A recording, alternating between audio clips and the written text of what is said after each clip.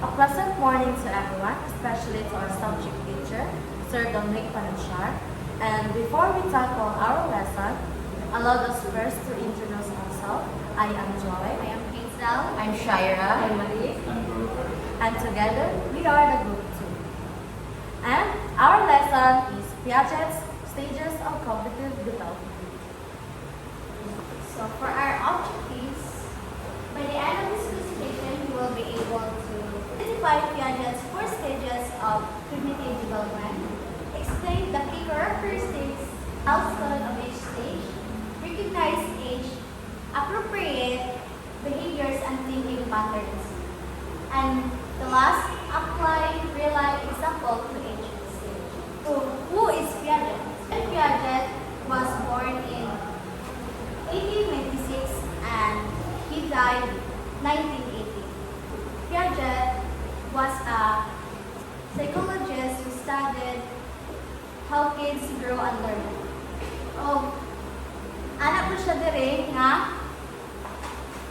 ang mga bata kuno maka-think na o mga different ways samtang sila nagatubo or nagadako. And also, Piaget, siya po ang nag-identify sa 4 stages kung paano ang mga bata nag-develop sa ilang mga thinking skills. So, as Miss Hazel tackled introduced Piaget, who introduced the stages of cognitive development, let us now tackle his 4 stages of cognitive development. First is the sensory motor stage. So, when you heard the term sensory, what comes in your mind? So, we all know that sensory refers to our experience and information sensory refers to experiences and information received through our senses. So, this includes the 5 senses, which first the sight atong makita, hearing atong matungog, taste atong matilawan, smell atong masimutan, and touch ato ang mahikapan. This stage corresponds from birth to 2 years.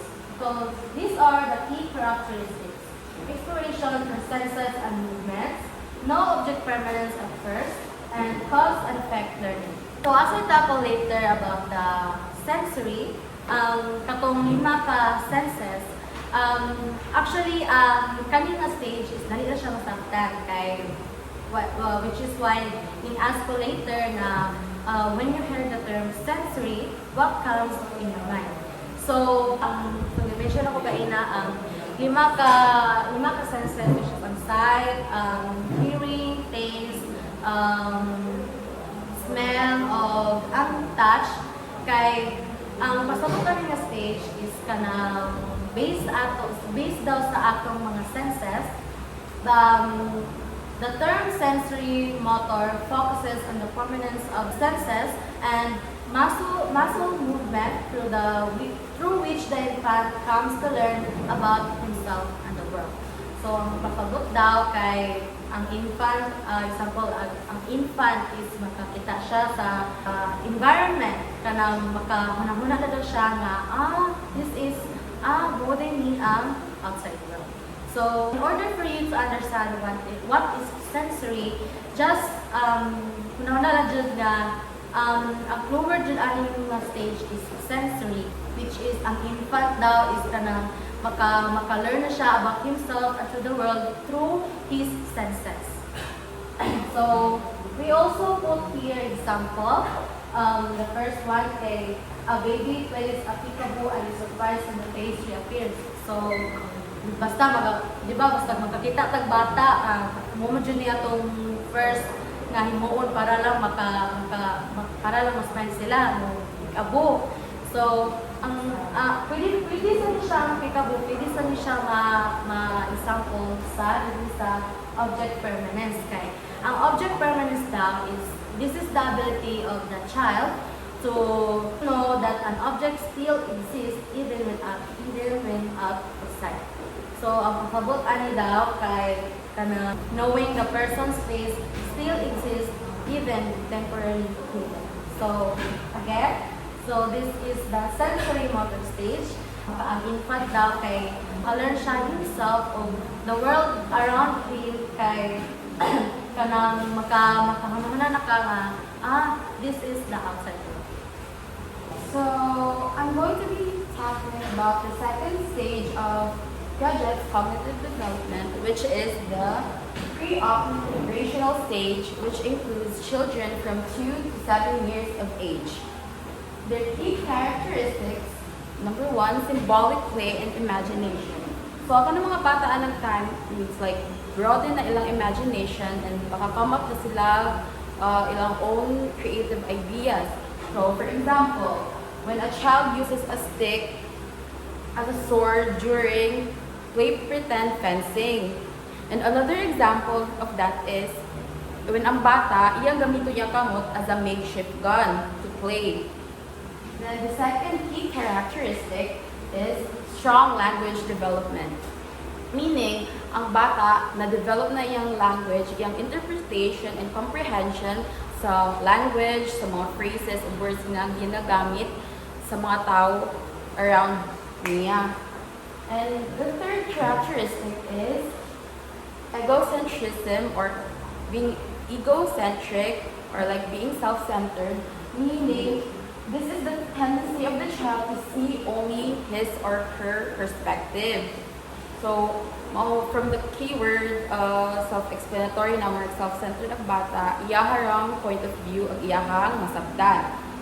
And the last key characteristic is they focus on one aspect of a situation. Just like I mentioned, self-centered na mga bata may anak nga stage, hindi sila makita or makakuha, makasabot sa perspective sa lain sa ilang peers. Like, usually, makakita ta mga bata, madali ra sila ma-involve of conflict with other bata, anak nga stage, kay gani, ilahara point of view ilang makita. Di sila ka-grasp sa concept na there are existing different perceptions around them. So I will be the one to assist you the third stage of Piaget's cognitive development, which is the cognitive operational stage. This stage happens at the age of 7 to 11 years old. At this stage, children begin to think more logically at the things na ilang nakita o nakikapan. Pero, they cannot, like, wait lang. They're not yet good sa mga abstract ideas like love, freedom, or justice. Pero, they can reason out when it comes to real objects and situation. So, natin key characteristic of cognitive operational stage. First one is the logical thinking. Logical thinking is kids can think more logically, pero sa kanang ilang nakita o sa ilang hikapan. Example, ang bata na ilapis nga taas, ang nato siya ilapis nga mubo. Ang bata makaingon nga kanang usa is taas, ang usa mubo. Mas naka-reason out siya kung asa ala nila ang duha ang taas. Next is understand the conservation. Conservation, they understand that even if the shape of something change, the amount stays the same. So like a clay. Ang clay kay lili na siya, na ang bata yan ang pumuton. Makabalo ang bata nga same amount ra gihapon na siya. Next is the classification. They can group objects based on similarities and differences. Like, makabalo na sila kung asa ni ang color, animals, or unsa ni siya nga size or shapes. Like, kanikuan, orange. Kana siya, nabulong na siya sa color. Like, cat, nabilong na siya sa animals. So, I will be discussing with you the 4 fourth and final stage of Piaget's cognitive development. The fourth stage is the formal operational stage. This includes the age of 12 and above. The key characteristics of this stage are abstract and hypothetical thinking, systematic problem solving, and more advanced moral reasoning. So during this stage, naanay abstract hypothetical thinking ang usa ka bata or kita ang 12 pababa. Kaya na nila mo buhat ang mga hypothetical situation. Kung ngayon ang hypothetical situation, these are like things nga wala, right? Not necessarily nga naagit siya o nga natabogit siya, but ma-entertain na mo siya nga idea nga as if tabogin na siya. For example, kung ngayon ang bata nga kung ngayon ka nga what if natay pako? Obviously, aware ka na wala tayong mga pako. But then, kaya na ito, kita sa aning stage, kaya na ito i-distinguish nga. Wala kita yung pako, pero maka-entertain na sa idea ng what if yun nga natin pako, makakwantag na sa mga consequences, sa mga effects sa tuwa ko natin pako. Pero obviously, aware ka na wala kita yung pako. Sa systematic problem solving, obviously, aware ka na mga bata sa 12 pababaw, kaya nila mo solve o mga problems nga previous stages kaya dili na nila kaya. For example, sa previous stages maybe kaya nila mo addition, kaya nila mo subtraction, but then dili nila kaya mo solve mas complex pa nga mga problems sa math or sa mga butang. And lastly, ang more advanced moral reasoning. Ang example na ito kay sa previous stages kung naibata, obviously, ilahang basihan sa ilang moral kung sa sakto, sa sayo, kay kung sa rin itudlo sa ilang, for example, bawal mo patay, obviously, may nga sila nga, bawal man mo patay, kay mo nag-isulti ang niya, mo nag-isulti ang mama, mo na ilahang stand sa ilang moral. But then, aning stage siya, the fourth developmental stage, kay kaya na nila mo think more critically sa na situation. For example, bad ang mupatay, pero kinahanglan man mupatay kinahanglan na mupatay o hayop para na rin makakaon ng tao. Instead nga, look na ta na nga black and white nga, may patay siya, but then we can look at the fact nga by killing, natay pamilya, makafeed ng mga tao, na siya. So that's all for the 4 stages of cognitive development by Piaget.